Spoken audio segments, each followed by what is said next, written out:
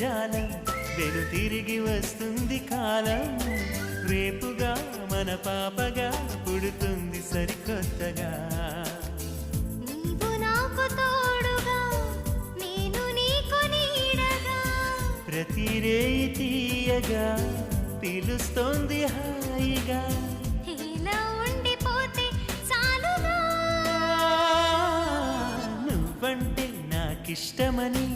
అన్నది నా ప్రతి శ్వాస నువ్వేలే